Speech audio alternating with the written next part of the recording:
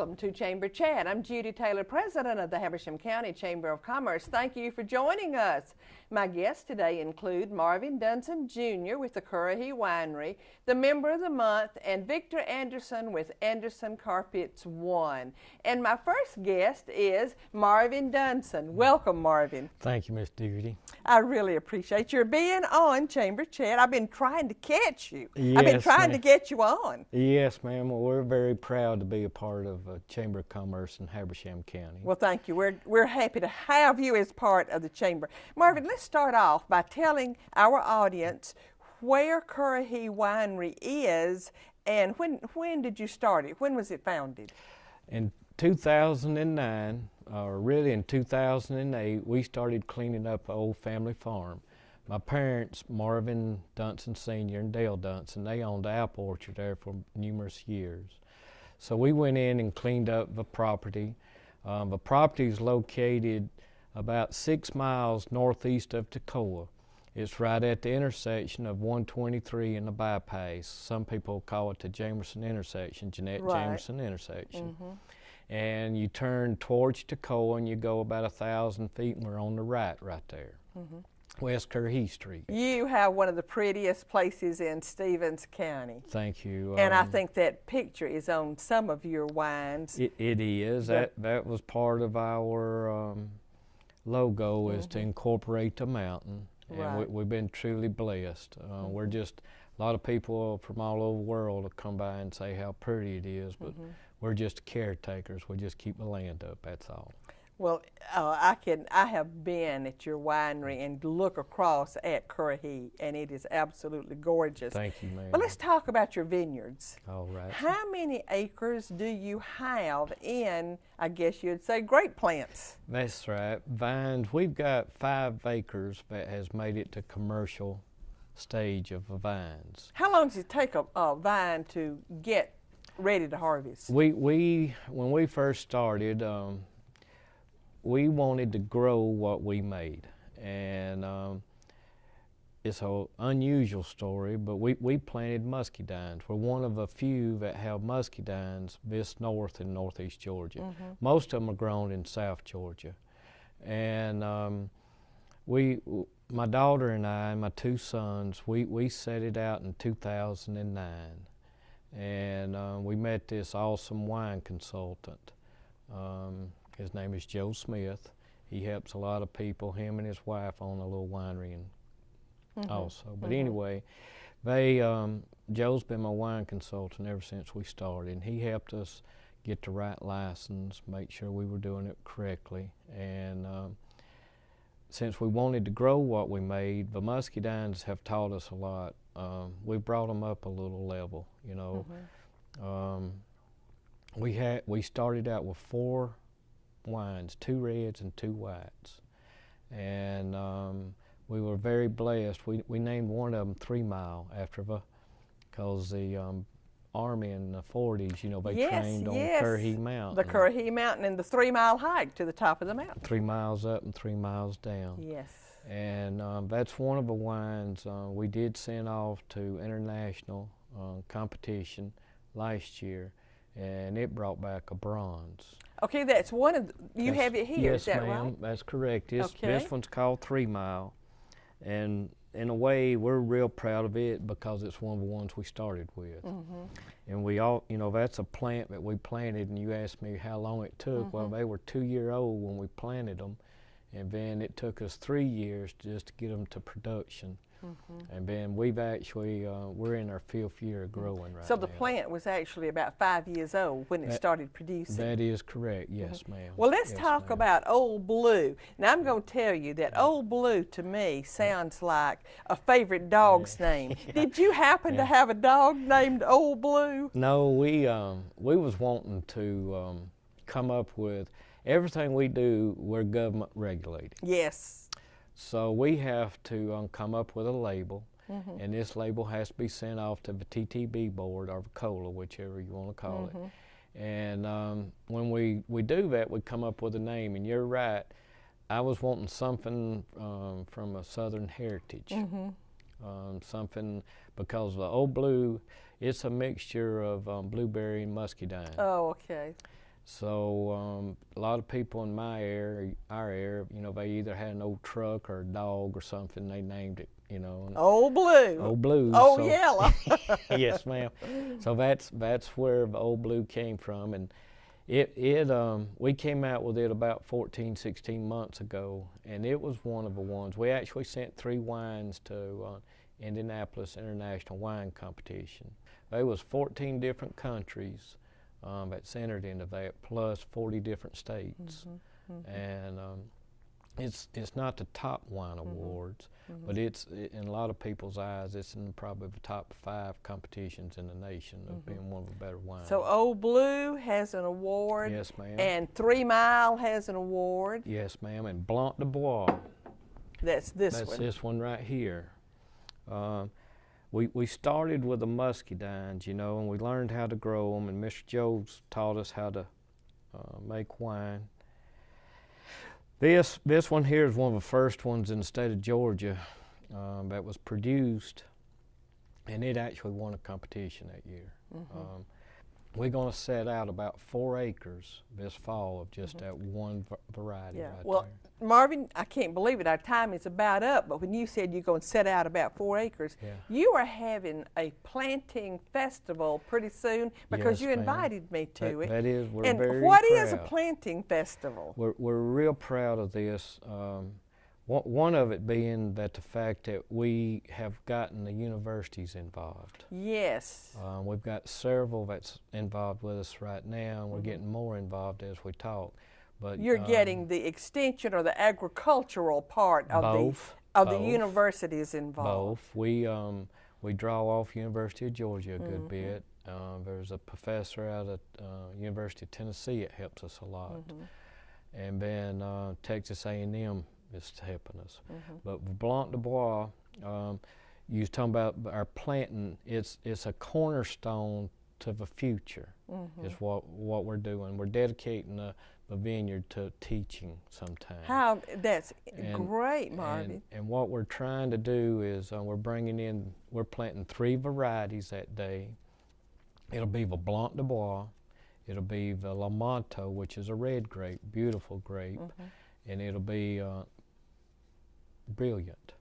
It's a blush type grape, and it'll make a rosé type wine. That's my kind of wine. I like the blush. Marvin, I cannot believe it, but our time is up. I'm going to have you back when I can give you the whole program. Well, or I want to come over there and film it. I hope you can come over there and film it. I hope I can too. Thank you for being on so Chamber Chat. Very, very much. And thank everybody in Habersham County and the county surrounding us. Quickly tell our audience, how can they reach you? We're online. They can go to curryvineyard.com, and then we also, in the state of Georgia, they can buy our product online through our webpage, and our phone number is 706-768-5383. Thank you. And we're open every weekend there at the vineyard, and every Sunday we have live music at the vineyard. I knew that you did. Thank you. Thank you, ma'am. We're going to take a short commercial break and be right back. Please stay with us. At Windstream, we've expanded our cable TV service to include Watch TV Everywhere. Now you can watch available episodes of your favorite shows, movies, and live news and sports on tablets, smartphones, and laptops. There's no extra charge from Windstream. You only need to be a cable TV customer to have access. It's simple to get started. Just visit WatchTVEverywhere.com. So enjoy, and thanks for being our customer. Thank you for staying with us. Our next guest is Randy Brooks with the Orchard Golf and Country Club, and they are also the Chamber's Member of the Month. Welcome, Randy. Thank you, Miss Judy. It's an honor to be chosen as the Member of the Month. I'm not sure how we got that, but it is an honor. I can tell you how you Please. got it. The board unanimously voted you Member of the Month because the Orchard recently hosted a golf tournament for the Chamber, and Randy, you rolled out the red carpet. It was really, really nice. We appreciate it very much. It was a great event, and that's what we do. We were excited to have the Chamber event up there. Just a good opportunity to give us some notoriety in the community. Right. And Randy, I know for a fact that the orchard has new owners.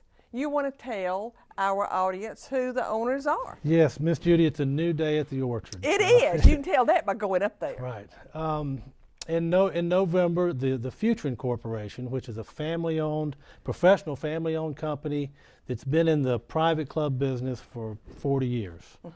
They purchased the orchard in November and started a big construction project soon as they bought it. So we've been under construction since then, and we're right at the end of construction, so we're almost fully open and excited for that. Right, and we're going to talk about some of the specific improvements. But before we do, Randy, you're not new to the orchard. You've been at the orchard I've before. I've been here before. People know you. People in this community know you, and before the new owners were there, you were there. Is that right?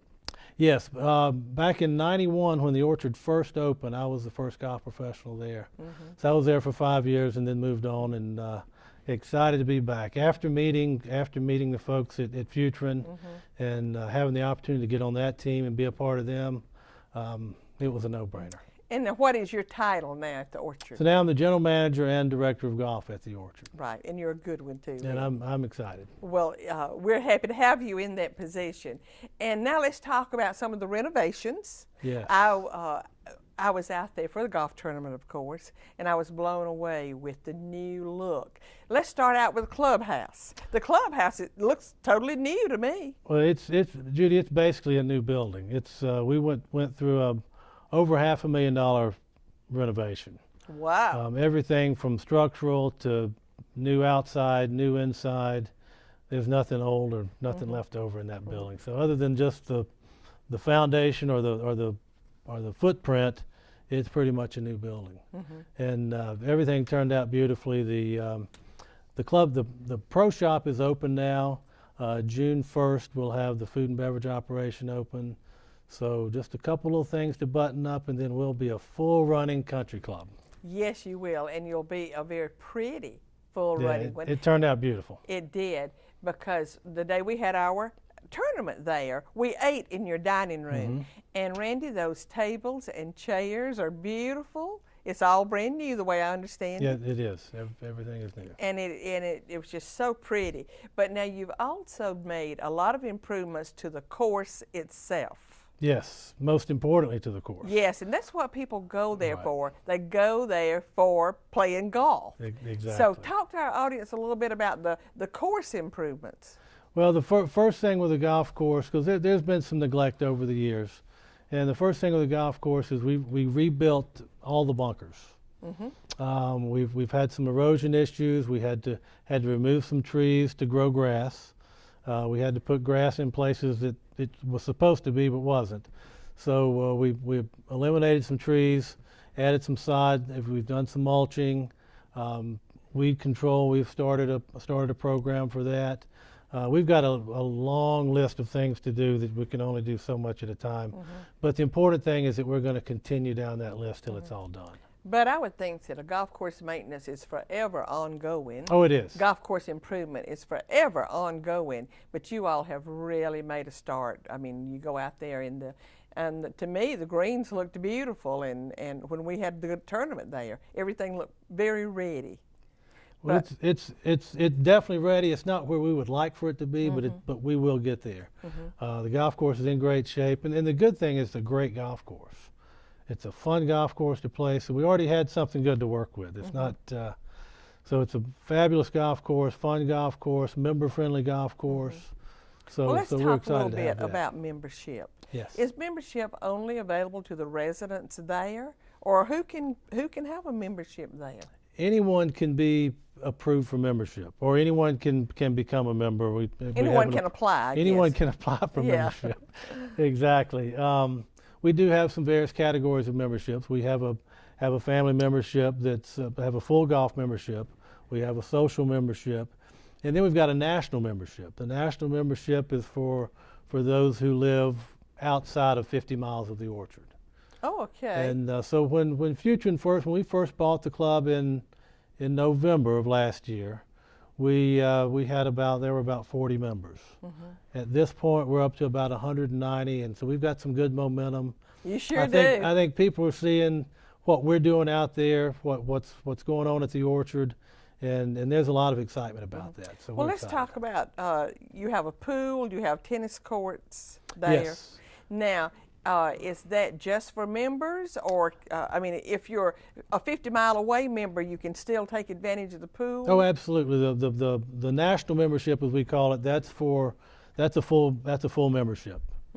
It's just a different due structure because they live so far away. Absolutely. But the pool is for the members. The pool we're working on right now some more renovation down at the pool. We have planned down the road to renovate the tennis courts and get those back in shape. Well, how about the dining hall now? When it's opened, you said it's probably going to be open June the 1st. June 1st, we're going to open our food and beverage department. Will it be open for what, 2 meals a day, 1 meal a day? We're going to be open for lunch, but it's basically 2 meals a day because we're going to be open for lunch every day from 11 o'clock till probably 6 o'clock, maybe even 7 o'clock, So depending on how. Okay, so lunch traffic and an is. early dinner. And an early dinner, and also on the weekends, Friday, Saturday, and Sunday, we'll be open for breakfast. Oh, okay. And then we'll for have breakfast, lunch, and That's dinner? correct. That's correct. Okay. Now, can anybody go to that, or do you have to be a member, or is it open to the public? Right now, it's members, and our goal is, Miss Judy, that by July 1st is to be strictly private. Okay. Okay. And I think our membership numbers are getting to the point, and we feel like the right thing to do and the best for our business is that we're going to be private. So if Our intention is to be private July 1st.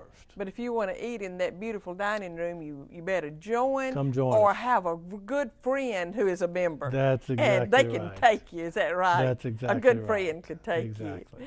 And well, Randy, I can't believe our time is up. There's so much more I wanted to talk about because let's just quickly say that on June the 25th, that the Orchard Golf and Country Club is hosting the Chamber's Business After Hours. That's correct. And that is a joint business after hours with Stevens County and Habersham. And it'll be a 2-county business after hours, and we're looking forward to that. And visitors are welcome at a Absolutely. business after hours. So that's one event where people can come and see what the Orchard is like now. Right, and between now and the time that we intend to be private, it's a great opportunity for anyone can come play. Very good. So just give us a call. Randy, thank you for being on Chamber Chat today. Congratulations again on being Member of the Month. Thank you so much. Give people a telephone number. How can they give you a call? Best number to reach the club is 706-754-3156. And you have a website. And we have a website. It's orchardgolfclub.com. Very good. Thank you again.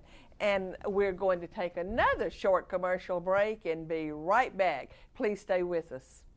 At Windstream, we've expanded our cable TV service to include Watch TV Everywhere. Now you can watch available episodes of your favorite shows, movies, and live news and sports on tablets, smartphones, and laptops. There's no extra charge from Windstream. You only need to be a cable TV customer to have access. It's simple to get started. Just visit WatchTVEverywhere.com. So enjoy, and thanks for being our customer. Thank you for staying with us. Our last guest today is Victor Anderson with Anderson Carpets 1 in Alto, or most people think of it as maybe being in Anderson Village. And Victor, I want to start off by letting our audience know that you're also a Habersham County Commissioner. I am, yes ma'am. This is your first year. This is. You were elected in November. I was, and I've been learning and continue to learn more and more about our community and the wonderful things we have going on, the wonderful opportunities we have, and really the wonderful people that we have working in Habersham County. Absolutely. We both love Habersham County. We do. And I know that we do. And thank you for your service. Oh, And let's start off by telling our audience a little bit about the history of Anderson Carpets. Who started Anderson Carpet? Did you start? You tell the history. Okay. When was it started and by whom? Anderson Carpet One was founded and started by my parents, I kind of thought Melvin that. and Brenda Anderson, and it actually began its life in, I believe it was 1978 as Brenda's Home Fashions. We had the very first Brenda's Home Fashions location was in the closed-in and enclosed carport at our house, but then very soon we outgrew that amount of space, and so my mother rented a small abandoned gas station over on Highway 123, the old Gainesville Highway, before Highway 365 was in existence.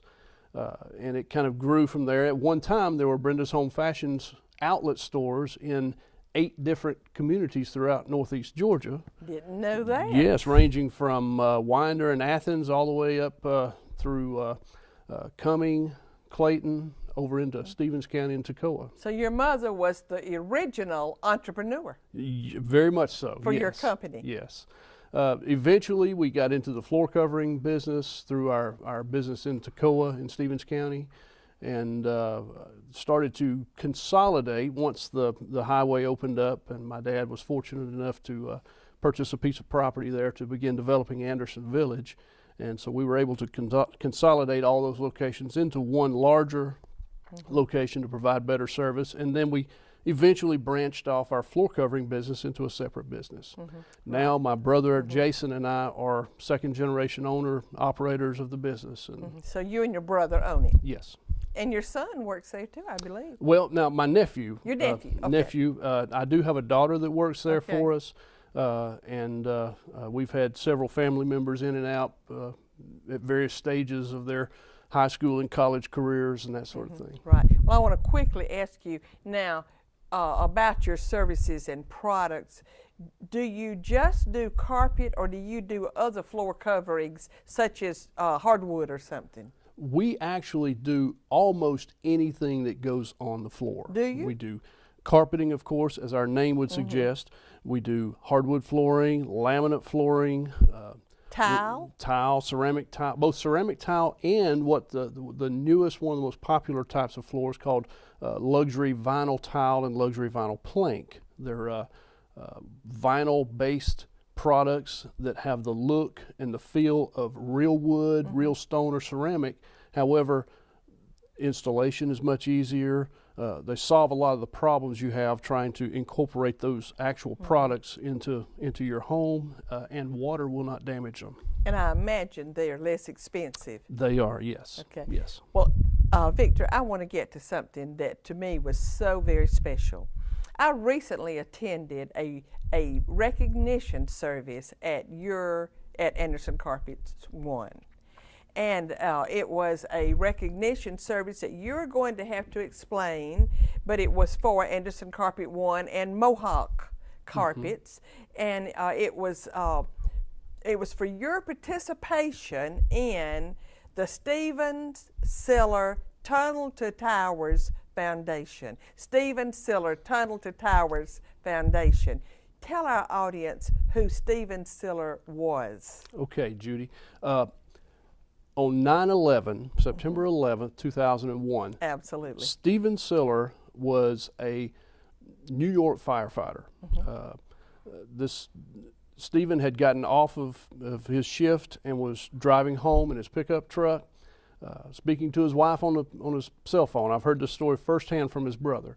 And about that time, he started hearing on the radio and on his communication devices and seeing physically the attack that went on September 11th. And he immediately told his wife, hey, I've got to go back. So he turned his truck around, started back into downtown New York City, where his co-workers and firefighters and all the first responders were coordinating. He got as far as the tunnel there, and the road was already shut down. So he pulled his truck on the side of the road, got all of his gear out of the back of his truck, and ran the distance from the Roosevelt Tunnel to the Twin Towers. Stephen Siller lost his life that day, along with many, many other brave first responders that were there. His family pieced together through phone calls he made in the process and what happened I mean, he could have easily just said, "I'm off duty. I'm going to go until I'm called in," but he didn't. He, on his own, went back. Voluntarily went His back. family founded the Stephen Siller Foundation, and each year, and it's beginning to grow to areas across the country. They host a Tunnel to Towers 5K fundraiser. This past year, I think they had about 15,000 people participating in New York City in the Stephen Siller Foundation's Tunnel to Towers. All of this kind of ties in with Carpet One. About 18 months ago, Carpet One, which is a cooperative of over 1,000 of the largest floor covering stores in in North America and Canada, partnered with one of our suppliers, Mohawk Industries, who makes carpeting and all types of floor covering. We got together and said, hey, we want to participate with the Stephen Siller Foundation in a program called Building for America's Bravest. Yes.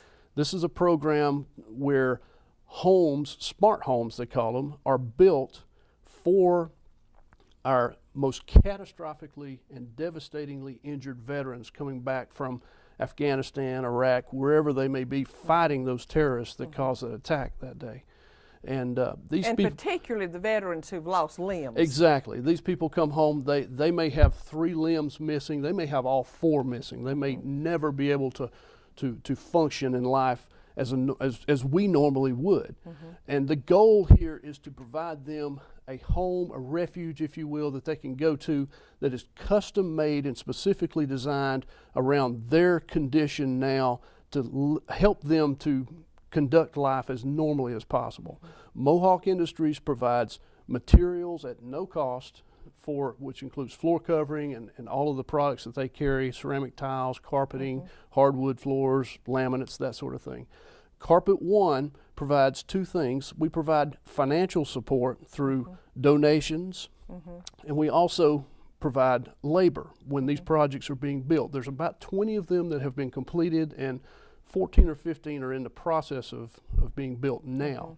So whatever the local Carpet One store is affiliated, close to that construction site, we'll provide labor, materials, and then also we all are a part of the fundraising effort. Right, and I believe that you have the fundraising effort in your store, and that you ask your customers if they would like to give a $10 donation, and then you match that donation. Yes, for a period of time yet to be determined, we're still working that out with the foundation, then we are matching donations coming into our store. So far, we've just through word of mouth and very, very limited advertising, we've raised just from our customers a little over $400, and of course we're going to double that when we make the donation to the foundation, and that will be going on at least through the end of June, possibly a little further. If a community person just wanted to drop in and donate, that's okay too. It is, yes. And you sure would is. still match that We would, too.